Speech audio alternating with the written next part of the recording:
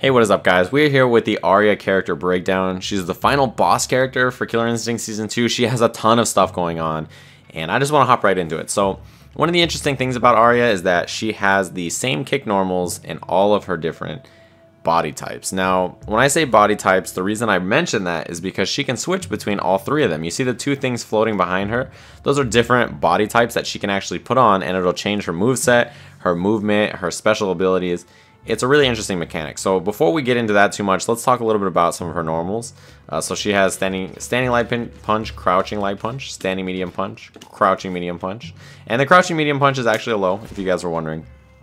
I know it kind of looks like one, so I thought I'd bring it up. Standing heavy punch has pretty good range. Crouching heavy punch. Crouching heavy punch does a lot of damage. That's one thing to keep in mind. So punishing stuff with crouching heavy punch into special moves is a really good idea. Now her kicks are always going to be the same in every body type because the punches do change a little bit in her blade body type. So standing light kick, crouching light kick are pretty normal, but when you get to her medium and heavy kicks, things change up a little bit. So standing medium kick is a shotgun knee, and crouching medium kick, again, same thing, has a ton of range on it. As you can see there, it's going to be clipping people from really, really far away. Same with the crouching. Now this one is actually not a low. If her crouching medium kick was a low, I think that would be a little crazy to me. That would be pretty nuts. But another thing that's interesting is these kicks. Like I mentioned, her heavy kicks are different too. So as you can see there, her sweep throws out these grenades. As you can see there, it hit twice, right? So the two little grenades. But it can hit 3 times if you do it up close like that. Whoops, I was in the corner. So yeah, so the sweep part of it can hit as well. Standing heavy kick, same kind of thing, shoots out the grenades. Now these are projectiles, and they can eliminate other projectiles if they collide with them. Another thing to note is that her jumping attacks, when she does the kicks, same kind of thing, shotgun knee, and jumping heavy kick has these grenades on it that are really good for juggling, actually. They're really good in juggle combos in the air and stuff like that, so that's one thing to keep in mind. So you saw that jumping medium kick with the blowback. What's really cool about this is that you can actually auto double from it.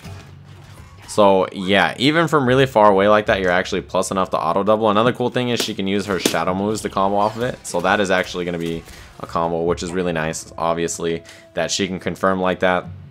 So yeah, jumping medium kicks are really annoying, a really frustrating move to deal with. So let's talk a little bit about Aria's body types in general.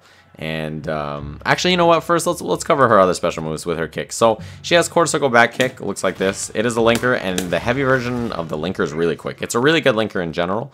And then she has quarter circle forward kick, right? And this is like the little shotgun knees. As you can see there, light one goes a little bit, doesn't really go too far. Medium goes pretty far, and heavy goes really far, right? It covers a ton of distance. And it's pretty tough to punish these things for a lot of characters, so that's one thing to keep in mind as well. But yeah, that kind of stuff, really, you're going to see that a lot with this character. Really, really good. The other thing about those two is that she always has access to those enders. No matter what body type she's in, she can always do her kick enders. Now, the different enders with these kicks, the shotgun knees one is a hard knockdown, just like that, which is pretty nice for her. She can get setups off of it. Does okay damage.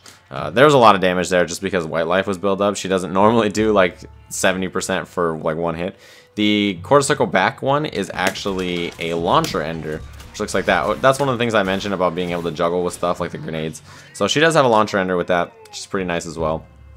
Those are her two main enders, and they're going to be available in all her body types, again, because the kick moves are universal. So, now that we've covered that, let's talk a little bit about her body types. As you can see in the top, she has 3 life bars, and her life is split evenly amongst the 3 of them. So she has the same health as any normal character, but it's just split up amongst 3 life bars instead of 2, which means that it's pretty easy to take off 1 life bar compared to a lot of other characters. Now, as you can see behind her, she has 2 assists floating. These body types, she can switch into them and use them, you know, to fight and stuff like that, or she can use them as assists. So let's talk a little bit about each one. Let's start with the one she has on always when she starts the match, and this is called Booster Body. It gains a special move, which is quarter circle back punch. The light one on the ground goes like that. It has that angle. Medium goes slightly up. Heavy goes straight up. In the air, she has the same kind of thing. Light goes across the screen. Whoops. Medium goes diagonal down, and heavy goes straight down, right?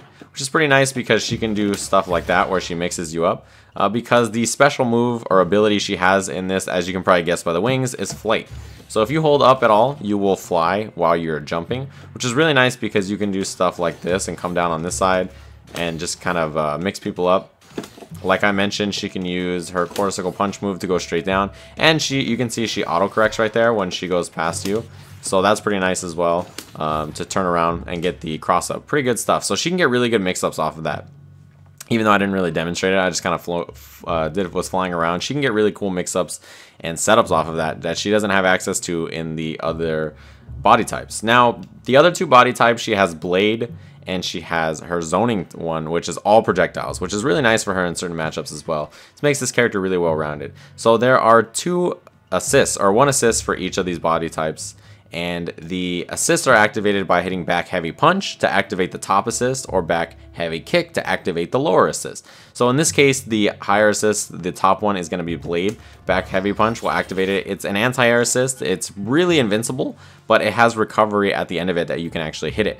Now, both of these assists can be tagged at any time, which is really one thing that you have to think about, right? Because this assist, fully invincible in the startup, but you can see at the end there, it kind of hangs out. You can punch it, kick it, do shadow moves, whatever you want, and your life bar will take damage, which is really something important to think about. The back heavy kick assist in this case is going to be the projectile assist, which is really nice. Hits 3 times, very good for getting rid of projectiles, because these get rid of projectiles as well, because they count as projectiles themselves. But having that along with that means that you can get rid of pretty much anything.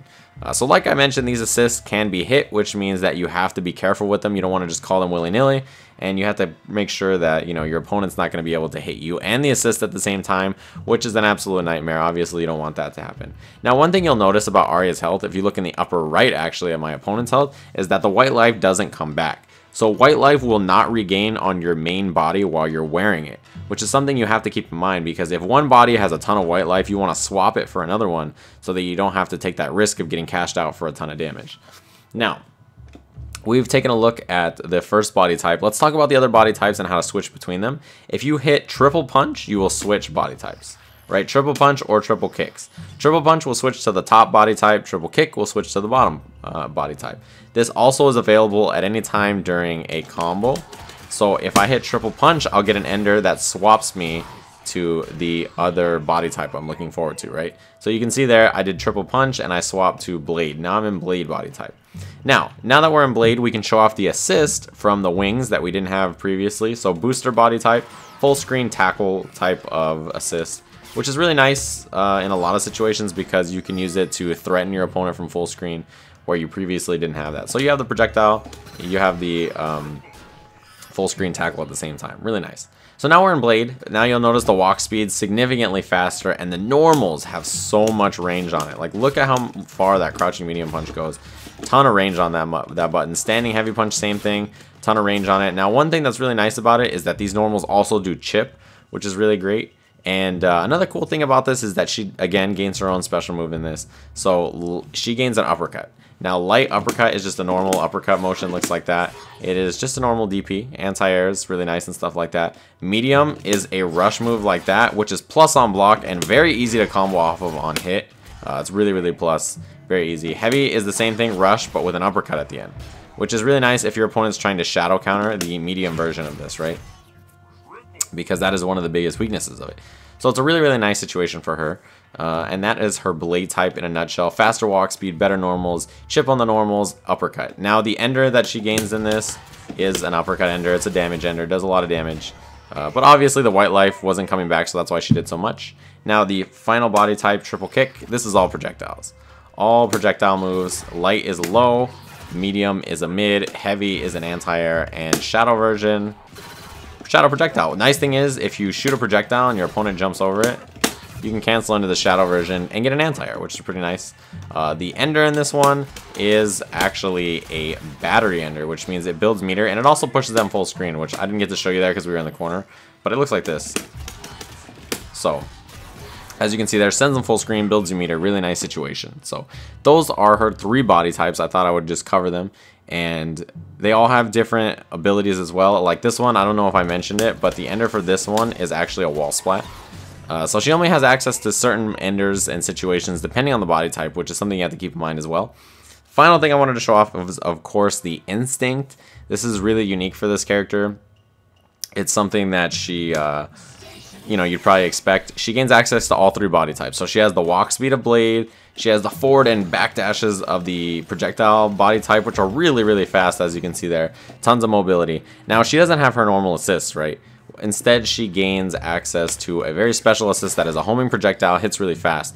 Now, if you do happen to lose one of your body types, one or two of them, you'll gain additional assists, which is really good when your opponent's low on life. You can just do assist, assist, assist, and you'll chip them or kill them with the projectiles really quickly. Another thing is, like I mentioned, she gains access to everything. So I have the projectiles, I have the uppercuts, I have the command normal, the overhead, which is in blade only. It's really, really good. It's plus on block, special cancelable, really nice. So she gains access, and the hover with everything like that. She has all of it. She has everything that you would expect, which is really nice for her, obviously. But another interesting thing about this is she is the only character who can disassemble or cancel her instinct by hitting instinct again.